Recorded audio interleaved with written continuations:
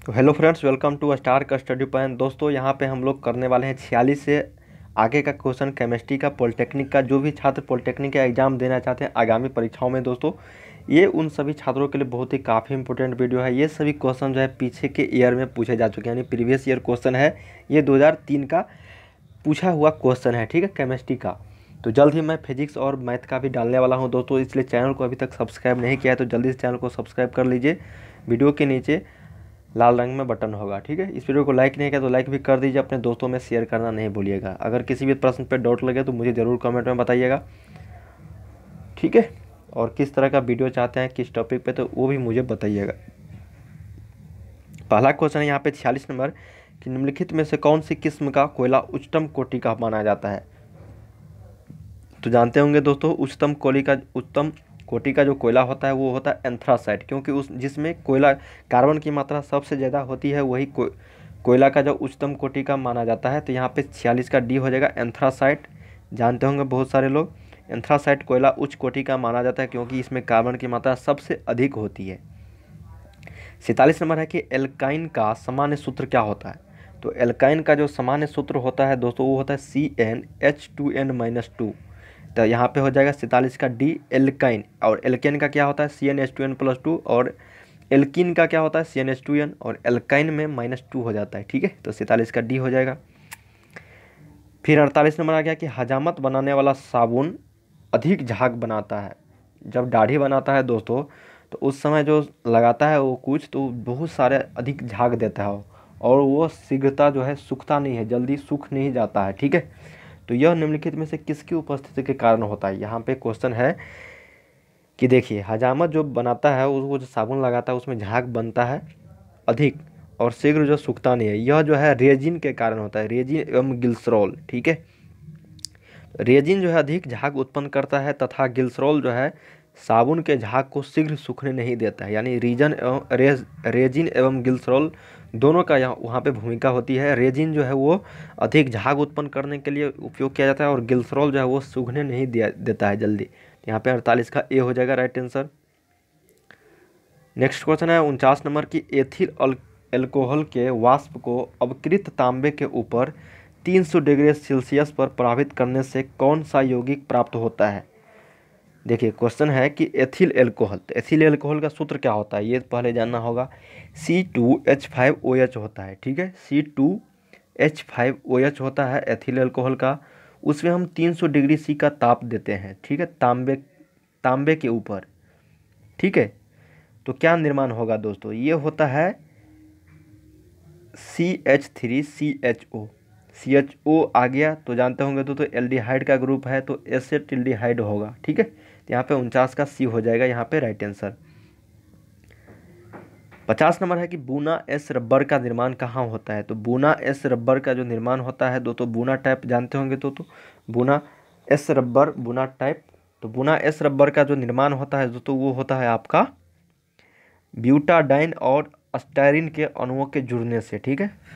ये आपके बुक से ही क्वेश्चन है, जब आप लोग पढ़ेंगे दोस्तों इसका बूना जो टाइप होता है वो रबर का, तो उसमें जो पढ़ेंगे तो वो बूना एस रबर का निर्माण ब्यूटाडाइन और स्टायरिन के अणुओं के जुड़ने से बनता है, ठीक है।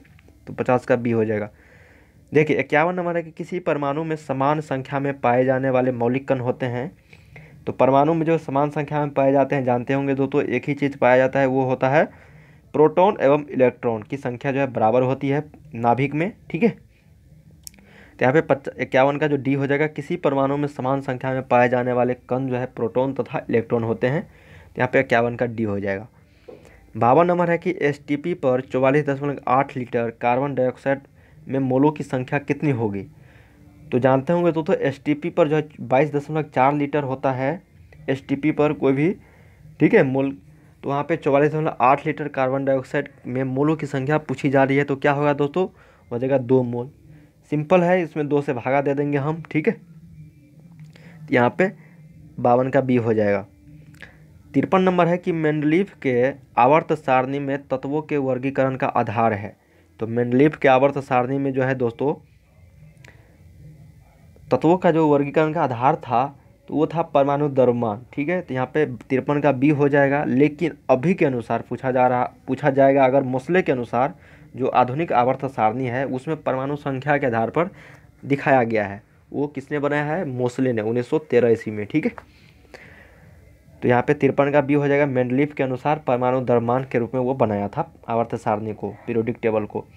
ठीक है, 54 नंबर क्वेश्चन है कि किसी बिलियन के 500 मिली में एक पदार्थ का 0.5 ग्राम अणु घुला हुआ है तो बिलियन की मोलरता क्या होगी? देखिए, बिलियन की जो मोलरता ज्ञात करने के लिए यहाँ पे पूछा जा रहा है कि बिलियन की मोलरता क्या, फॉर्मूला क्या होता है कि दोस्तों विलय के जितना में अनुग्राम दिया गया है, यानी कितना दिया गया है? 0.5 दिया गया है, उसका हम बट्टा करके बिलियन का आयतन निकालेंगे। ठीक है, तो यहाँ पे क्या होगा दोस्तों? 500 मिलीलीटर में एक पदार्थ का 0.5 ग्राम अणु घुला हुआ है, तो सिंपल इसमें भाग दे देंगे 0.5 बटा 500। ठीक है, और यहाँ पे मिलीलीटर दिया गया है तो उसको हम लीटर में बदल लेंगे, तो यहाँ पे क्या हो जाएगा? 1000 से हम भाग दे देंगे।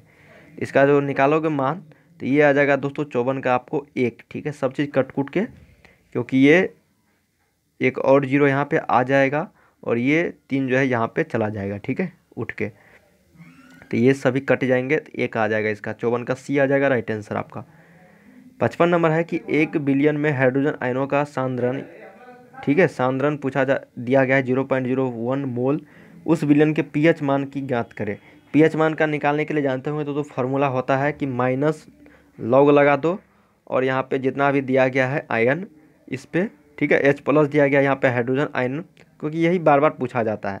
तो 0.01 को हम क्या लिख सकते हैं? 10⁻²- लिख सकते हैं। ठीक है, क्योंकि ये बटा में आएगा 100, तो 10⁻² हो जाएगा। तो माइनस लॉग और 10⁻², कितना आ जाएगा? माइनस लॉग तो लगा ही हुआ है और 10⁻² का हो जाएगा -2। ठीक है, लॉग में हम निकालेंगे वैल्यू, तो इसका राइट आंसर 2 हो जाएगा। तो 55 का यहाँ पे राइट आंसर बी हो गया आपका। 56 नंबर है कि लोहे का सबसे अधिक शुद्ध रूप कौन सा है? लोहे का, तो लोहे का सबसे अधिक शुद्ध रूप जो है पिटवा लोहा को माना जाता है दोस्तों, पिटवा लोहा। ठीक है, तो 56 का बी हो जाएगा पिटवा लोहा को। 57 नंबर है कि कॉपर, मैग्नीशियम, कैल्शियम, जिंक धातुओं में परस्पर एक दूसरे को विस्थापित करने में की क्षमता निम्नलिखित में से कौन दर्शाता है? निम्न क्रम में, यानी पूछा जा रहा है कि कौन सबसे ज़्यादा होगा, उससे कम, उससे कम, उससे कम। ठीक है, तो यहाँ पे हो जाता है दोस्तों सबसे ज़्यादा कैल्शियम का, उसके बाद होता है मैग्नीशियम का, उसके बाद होता है दोस्तों आपको जिंक का, उसके बाद होता है कॉपर का। वैसे भी बहुत सारा होता है यहाँ पे, पर सबसे पहले तो होता है दोस्तों पोटेशियम का, उसके बाद बेरियम का, उसके बाद सोडियम का, उसके बाद कैल्शियम, मैग्नीशियम, जिंक। ठीक है, इस तरह से होता है, लेकिन आपको यहाँ पे ऑप्शन वाइज दिया गया है, तो सबसे पहले यहाँ पे कैल्शियम से स्टार्ट होगा, उसके बाद मैग्नीशियम, उसके बाद जिंक, उसके बाद कॉपर। ठीक है, एक बार टेबल को जाके देख लेना कि धातु को जो उस पर विस्थापित करने की क्षमता जो होती है वो किस मतलब दिया गया है किस से। ठीक है, क्रम में बहुत सारे एलिमेंट होते हैं, लेकिन यहाँ पे 4 ही ऑप्शन दिए जाएंगे आपको, तो यहाँ पे 57 का सी राइट आंसर हो जाएगा। 58 नंबर है दोस्तों कि श्वेत फास्फोरस से लाल फास्फोरस बनाने में कौन से उत्प्रेरक का उपयोग होता है? तो यहाँ पे हो जाएगा राइट आंसर आपका आयोडीन का। ठीक है, श्वेत फास्फोरस से लाल फास्फोरस बनाने में हम आयोडीन उत्प्रेरक का जो उपयोग करते हैं। ठीक है, तो 58 के यहाँ पे डी राइट आंसर हो जाएगा। देखिए 59 नंबर है कि TNT, ट्राई नाइट्रोटोल्यूइन का इस्तेमाल कहाँ होता है? TNT का फार्मूला भी पूछा जा सकता है, तो याद रख लो, ट्राई नाइट्रोटोल्यूइन होता है TNT का फार्मूला, का इस्तेमाल कहाँ होता है? तो ये होता है दोस्तों आपको विस्फोटक के रूप में। ठीक है, 59 का भी हो जाएगा, विस्फोटक के रूप में होता है। ठीक है, TNT का उपयोग। लास्ट क्वेश्चन है दोस्तों कि हाइबर प्रक्रम 60 नंबर के हाइबर प्रक्रम यानी हाइबर प्रोसेस में किस उत्प्रेरक का उपयोग होता है? तो किस तरह का उपयोग होता है दोस्तों? उसमें होता है, देखिए, मालविडिनम मिश्रित लोहा का।